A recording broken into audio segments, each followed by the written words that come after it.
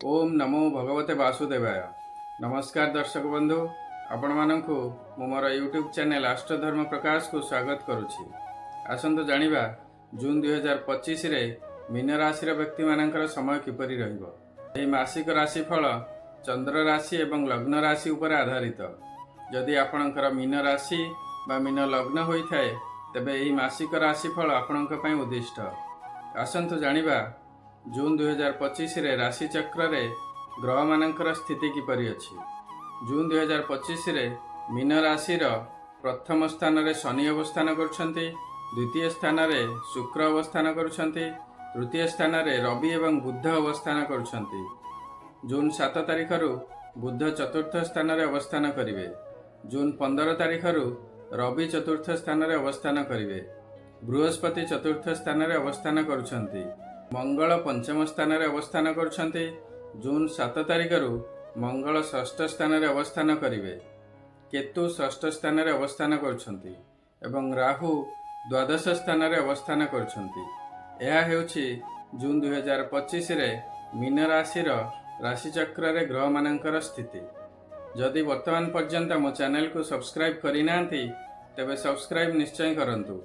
गत 2 मास मध्यरे चारि ग्रहंकर राशि परिवर्तन होइछि। शनिंकर राशि परिवर्तन, बृहस्पतिंकर राशि परिवर्तन एवं राहु केतुंकर राशि परिवर्तन रो प्रभाव आपणक राशि उपरे कोन पड़िबो एवं यार प्रतिकार कोन, जदि डिटेल जानिबा को चाहुचंती तेबे मोर चैनल को सब्सक्राइब करंतु एवं ए समस्त वीडियो देखंतु। स्वास्थ्य आसंतु जानिबा जून 2025 रे मीन राशि व्यक्ति मानकर स्वास्थ्य किपरि रहिबो। राशि अधिपति बृहस्पति चतुर्थ स्थान रे अवस्थान करुछंती।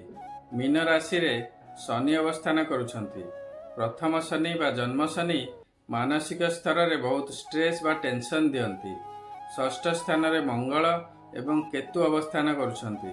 तेणु आकस्मिक दुर्घटना बा शरीर रे अस्त्रोपचार हेबार संभावना रहुछि। शरीर मध्य भाग बा उदर संबंधी अर्थात लिवर, किडनी, डाइजेस्टिव सिस्टम इत्यादि संबंधी रोग हेबार संभावना रहिबो। निज स्वास्थ्य प्रति अधिक सचेतन रहिबे। जानवाहन चलाचल कला बेले सावधानता अवलंबन करिवे। धन द्वितीय स्थान हेउछि धन प्राप्तिर स्थान। धनाधिपति मंगल सिंह राशि रे अवस्थान करुछंती। धन स्थान रे शुक्र अवस्थान करुछंती। तेणु धन प्राप्ति दृष्टि समय ठीक थिले मध्य प्रथम स्थान रे शनि थिबारु धन प्राप्ति रे विलंब हेबो, अथवा जेउ धन थरकरे प्राप्ति हेबा कथा ता 2 बा 3 थर रे मिलिबो। विद्या शिक्षा बा एजुकेशन पंचम स्थान हेउछि विद्या शिक्षार स्थान बा एजुकेशन र स्थान। पंचम स्थान र अधिपति हेउछंती चंद्र, जे कि अत्यंत चंचल ग्रह। प्रत्येक 2.5 दिन रे राशि परिवर्तन करंती। तेणु मन सदा सर्वदा चंचल रहिबो। पाठ पढ़ारे मन लागिबो नाही। जन्म शनि मध्य मन को अस्थिर कराइबे। तेणु विद्या शिक्षा क्षेत्र रे समय भल रहिबो नाही। मन को स्थिर करिवा सहित योग, ध्यान बा प्राणायाम इत्यादि करंतु। संतान संतान मानकर स्वास्थ्य जून 2025 रे एते भल रहिबो नाही। दुर्बल अनुभव करिवे। ठंडा, सर्दी, काश इत्यादि हेबार संभावना रहिबो। पाठ पढ़ारे मध्य भल प्रदर्शन करिवे नाही। मन सर्वदा अस्थिर रहिबो।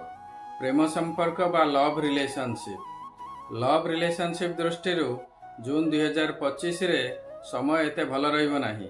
मानसिक स्तर रे टेंशन बा स्ट्रेस रहिबो। मनांतर मतांतर हेबार संभावना रहिबो। अजथा आर्गुमेंट न करी मन एवं वचन को कंट्रोल करी संपर्क रे स्थिरता रखिबा पई चेष्टा करिवे। वैवाहिक जीवन बा मैरिड लाइफ सप्तम स्थान हेउछि विवाहर स्थान। वैवाहिक जीवन एवं जीवन साथींकर स्थान। सप्तमाधिपति बुध चतुर्थ सुख स्थान रे अवस्थान करुछंती। साथी रे बृहस्पति मध्य अवस्थान करुछंती। तेणु वैवाहिक जीवन अत्यंत शुभ अछि। संपर्क रे मधुरता रहिबो।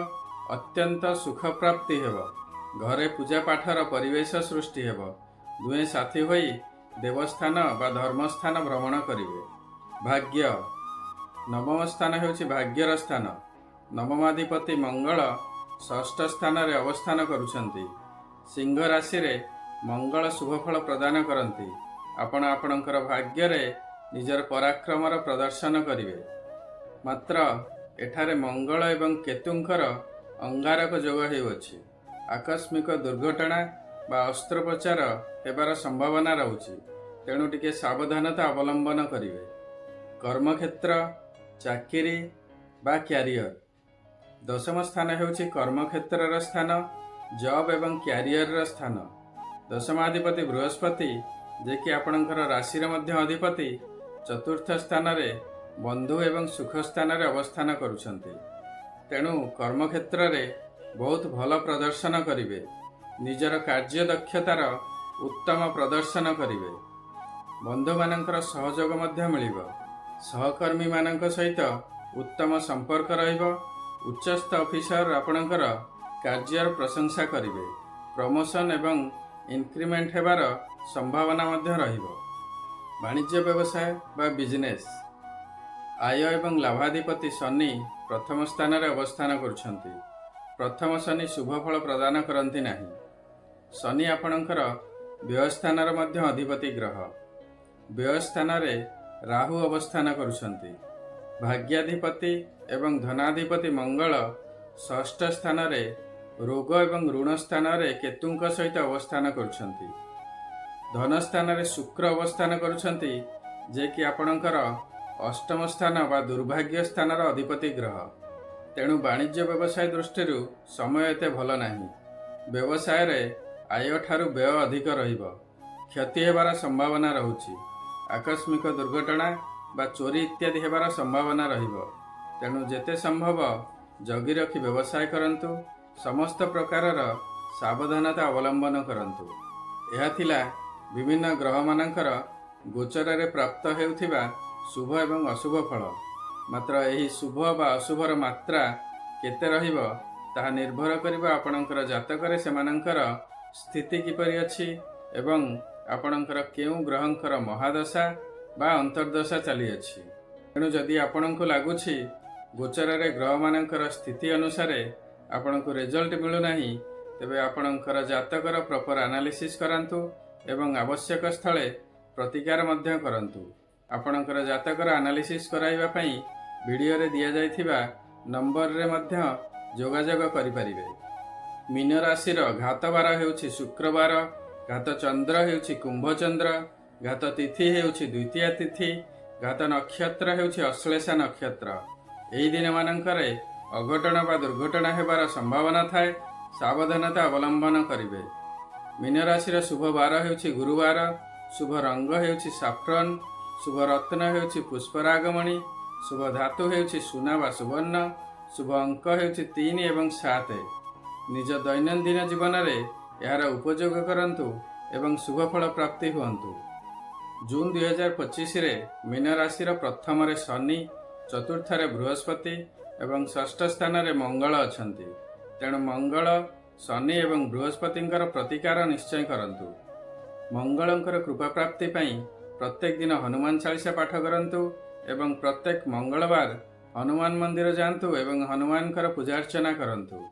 ଶନିଦେବଙ୍କର କୃପା ପ୍ରାପ୍ତି ପାଇଁ ପ୍ରତ୍ୟେକ ଦିନ ଶନିଙ୍କର ବିଜୟ ମନ୍ତ୍ର ଓମ୍ ସମ୍ ଶନିଶ୍ଚରାୟ ନମଃ ଜପ କରନ୍ତୁ। ପ୍ରତ୍ୟେକ ଶନିବାର ଶନି ମନ୍ଦିର ଯାଆନ୍ତୁ ଏବଂ ଶନିଦେବଙ୍କର ପୂଜାର୍ଚ୍ଚନା କରନ୍ତୁ। ରାଶି ତେଲରେ ଦୀପଟିଏ ଜଳାନ୍ତୁ। କାଉ ଏବଂ ବୁଲା କୁକୁରମାନଙ୍କୁ ପ୍ରତ୍ୟେକ ଦିନ ଖାଇବାକୁ ଦିଅନ୍ତୁ। ଦରିଦ୍ର, ଶ୍ରମଜୀବୀ ଏବଂ ସଫେଇ କର୍ମଚାରୀମାନଙ୍କୁ ଖାଦ୍ୟ, କଳାବସ୍ତ୍ର, କମ୍ବଳ ଏବଂ ଛତା ଇତ୍ୟାଦି ଦାନ କରନ୍ତୁ। ଶନିଦେବଙ୍କର କୃପା ପ୍ରାପ୍ତି ନିଶ୍ଚୟ ହେବ। ଦେବଗୁରୁ ବୃହସ୍ପତିଙ୍କର କୃପା ପ୍ରାପ୍ତି ପାଇଁ ଆପଣ ପ୍ରତ୍ୟେକ ଦିନ ବୃହସ୍ପତିଙ୍କର ବିଜୟ ମନ୍ତ୍ର ଓମ୍ ଗ୍ରାଂ ଗ୍ରିଂ ଗ୍ରୌଂ ସହ ଗୁରବେ ନମଃ ଜପ କରନ୍ତୁ। ଯଦି ଗୁରୁ ଦୀକ୍ଷା ନେଇଥିବେ ତେବେ ଗୁରୁମନ୍ତ୍ର ଜପ କରନ୍ତୁ। ଆପଣଙ୍କର ଇଷ୍ଟ ଦେବତା ବା ଇଷ୍ଟଦେବୀଙ୍କର ଶ୍ରଦ୍ଧାପୂର୍ବକ ପ୍ରତ୍ୟେକ ଦିନ ପୂଜାର୍ଚ୍ଚନା କରନ୍ତୁ। ପ୍ରତ୍ୟେକ ଦିନ ଓମ୍ ନମଃ ଶିବାୟ ଜପ କରନ୍ତୁ ଏବଂ ପ୍ରତ୍ୟେକ ସୋମବାର ଶିବ ମନ୍ଦିର ଯାଆନ୍ତୁ, ଶିବଙ୍କର ପୂଜାର୍ଚ୍ଚନା କରନ୍ତୁ। ନିଜର କୁଳପୁରୋହିତ ବା ବ୍ରାହ୍ମଣଙ୍କ ସହିତ ସମ୍ପର୍କ ଭଲ ରଖନ୍ତୁ। ପିତାମାତା ଏବଂ ଗୁରୁଜନମାନଙ୍କର ସେବା କରନ୍ତୁ। ଦେବଗୁରୁ ବୃହସ୍ପତିଙ୍କର ନିଶ୍ଚୟ କୃପା ପ୍ରାପ୍ତି ହେବ। ଆଶା କରୁଛି ଏହି ଭିଡ଼ିଓଟି ଆପଣଙ୍କୁ ନିଶ୍ଚୟ ଭଲ ଲାଗିଥିବ। जदि भल लगी तेबे लाइक करंतु एवं शेयर करंतु। आपणकर मतामत कमेंट सेक्शन रे निश्चय देबे। यदि वर्तमान पर्यंत मोर चैनल को आपण सब्सक्राइब करिना तेबे सब्सक्राइब निश्चय करंतु। सर्वे भवन्तु सुखिनः, सर्वे सन्तु निरामया, सर्वे भद्राणि पश्यन्तु, मा कश्चित् दुःखभाग् भवेत्। नमस्कार।